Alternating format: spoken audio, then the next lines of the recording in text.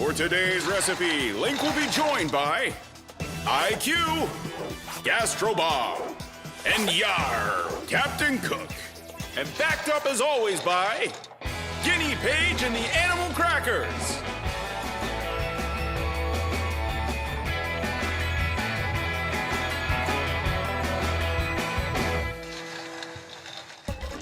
Check out this fresh and juicy tomato. What do you think I should make with it?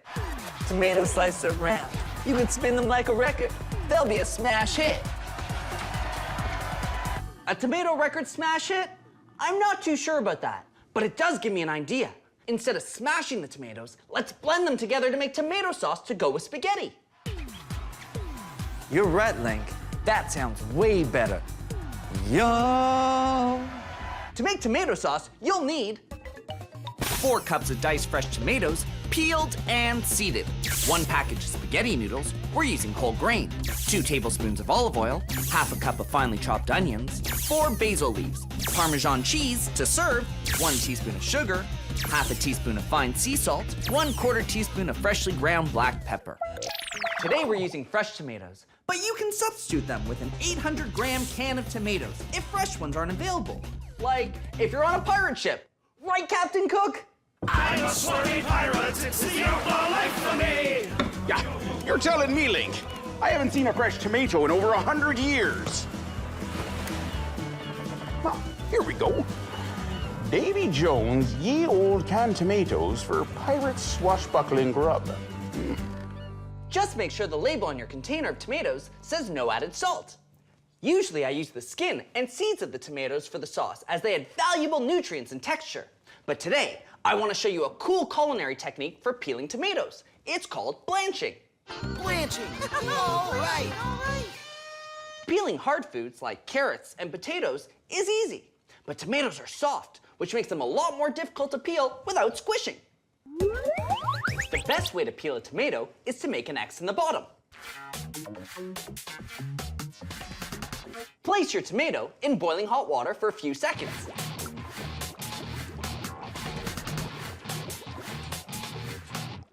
And immediately place in ice cold water. The quick bath in boiling hot water will release the skin from the tomato. The ice cold water will cool your tomato so you can handle it. See how easy it is to peel?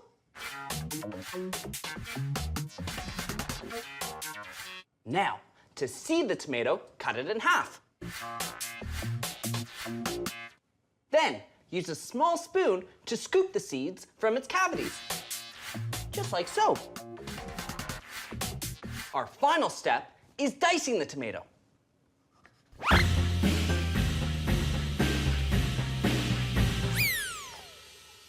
Place all your diced tomatoes into a blender or food processor.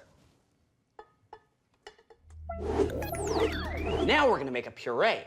A puree is when you blend together chunks of vegetables or fruits to make a thick liquid. Ready, set, blend! Tomatoes are tender, they break down in blenders. Pureeing is easy, let's set the pectin free.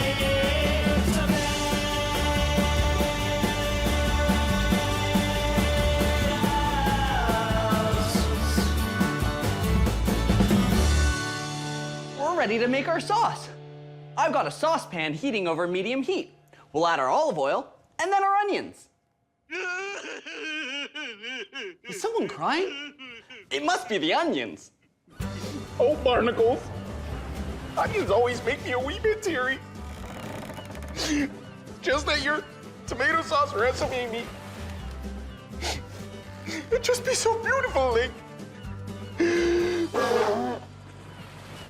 Don't cry yet, Captain Cook. We've only just begun. We'll cook the onions till they're soft. This should take about 5 minutes.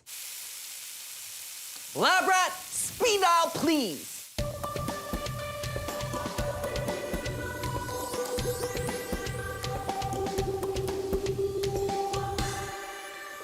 We're ready to add our tomato puree and bring our heat up to high so everything can come to a boil.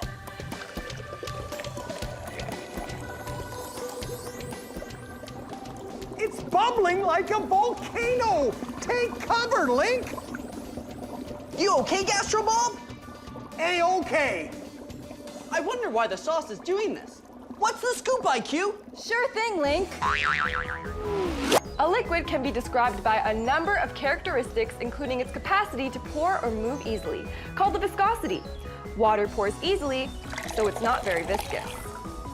While honey doesn't pour as easily, the honey has more viscosity. Tomatoes contain a mixture of solids, the tomato fiber and water.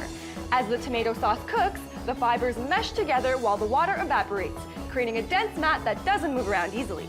It becomes more viscous or sticky. Plus, there's pectin. Pectin is a complex carbohydrate found in tomatoes and other fruits like apples and plums that acts like a natural glue, thickening up the liquid. That's why when the sauce gets heated to the boiling point, steam pressure builds up until it breaks through the surface and erupts like a volcano to release the steam. Watch out, the tomato sauce is bubbling. Full steam ahead, take cover. Never fear, Gastro Bob. I'll use my oven mitts to protect me. Let me take a closer look for science. What do you see, Gastro Bob? Gooey viscosity.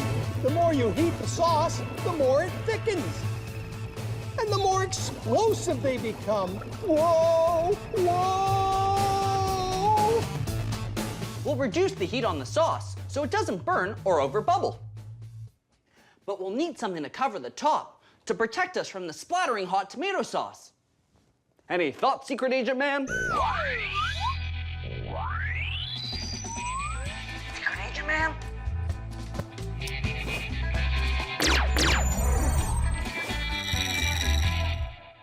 A splatter guard? That's a great idea, Secret Agent Man. This'll come in handy for shielding tomato sauce from the stove and shielding Gastro Bob. Woo! Sauce volcano crisis averted. Woo! I know what you're wondering. Why bother with the splatter guard? Why not just put the lid on the pot? I was wondering the same thing, Link. But when I wonder in song. Why do we have to use a splatter guard? Why can't we just use a lid on the pot? What's the scoop, IQ? Don't worry, you don't have to sing the answer. It's simple, Link. You want the steam to be released. That'll help the tomato sauce reduce and thicken. If you use the lid, the steam would just stay inside the pot. A watery tomato sauce is not what you want. You're right, IQ. We want a thick sauce, not a runny one. So we'll let our tomatoes thicken for another 30 minutes with the splatter guard on top. Lab Rat, you know what to do.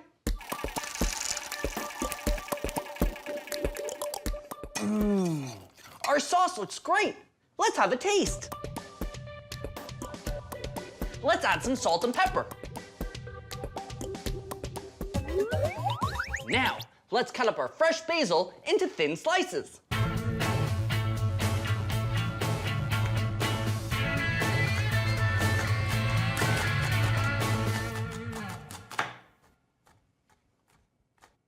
Lastly, we're gonna add 1 teaspoon of sugar. This will help with the sour tang some tomatoes have. There's a fancy word for that tang, Link. It's acidity. Foods like lemon, lime, and vinegar are all acidic. And so are tomatoes. I always wonder, whenever I'm making tomato sauce, which tomatoes to use. This sounds like a mystery that needs solving. Eh, detective? Yellow tomatoes, cherry tomato, beefsteak tomato, plum tomato. You're just a couple of the varieties of tomatoes I can find at the grocery store. But which one shall I use in my sauce? Plum tomato, you have less juice and fewer seeds. Beefsteak tomato, you're larger so you're easy to peel. And cherry tomatoes, you're just so small, you're hard to peel. But I guess if I like you raw, I'll like you in my sauce. You're all guilty of being delicious. While our sauce simmers on the stove, let's get ready to make our spaghetti noodles. I've already got a large pot of hot boiling water here. Remember, follow the instructions on the spaghetti package and wear your oven mitts when you put your spaghetti into the pot. That steam is really hot.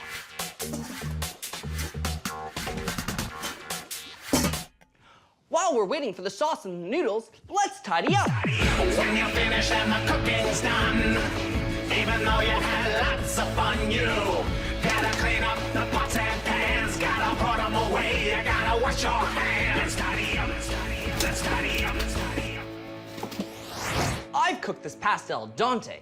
In Italian, al dente means to the bite. You want pasta that's cooked through, but still firm. The best way to check is to take a bite.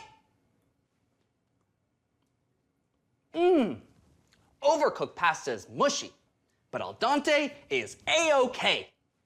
We have enough spaghetti and tomato sauce for 6 servings. You can use the tomato sauce for pizza or veggie lasagna. This is some picture-perfect spaghetti and tomato sauce. Say Parmesan cheese. Explosive. That tomato pectin and fiber united for some unmistakable viscosity. Yet, did that deter Link? It did not. With the defensive use of a splatter guard, Link blocked those volcanic tomato sauce bubbles. Now all we need for the win is one more pass, as in a pass to me. Can you pass me a plate of spaghetti, please, Link? Coming right up, Chip. I had a gastro blast making spaghetti and tomato sauce with you today. See you next time.